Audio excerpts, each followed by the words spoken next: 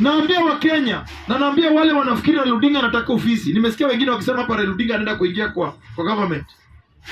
My friend, Raila hawezi ingia kwa hii government ambayo imeoza. Hawezi.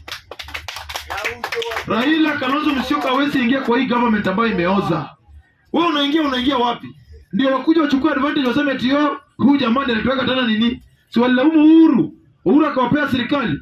Sasa wako nayo. Warudi wasalamie Raila, alafu isemekana Raila Odinga anafanya maisha kuwe ngumu. Hapana. Baba waache tu hii iende vile imeenda. Na naambia wa Kenya, wacha vile walikuwa naongea. Nilikuwa ni juzi. Nilikuwa naongea na baba asubuhi. Baba kaniambia Gaucho, hii story, hii mambo ya maisha inaenda kukua ngumu zaidi. Sasa hii financial bill court ilipitisha. Sasa hivi vile mnanunua unga inaenda hapa katikati ya hii mwezi tunaanza, maisha inaenda kukua zaidi. Na mimi hata maskari ambayo wananishika, madisi hayo ambao wanashika watu, leo mmekatwa pesa zaidi.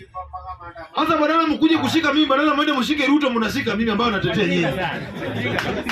Kama unataka kujua nyinyi pia ni walevi. Nyinyi mnatuma usiku kukuja na gari sita kwangu. Badala hiyo gari sita muongeze zingine mbili mchukue Gachagua na Ruto, mnakuja kwangu. Sasa hiyo nyinyi pia hakuna kitu mko nayo. Sasa hiyo mama wetu ambao wanauza chang'aa hapa bangi mtakuwa mnasumbua daily. Kwa sababu nyinyi sasa salary yenu imekatwa. Wale wanafanya kwa serikali msara zao zimekatwa. Na wale hawana. So mimi nasema hii kitu si kitu ya Raila Odinga. Si kitu ya Kalonzo Musyoka. Hii ni kitu ya Wakenya. Watoke nje wapiganie nchi yao. Iko jamaa amesema mambo ya ile kitu inafanyika huko zaidi Burkina Faso wapi? Mimi nasema mali imefikia.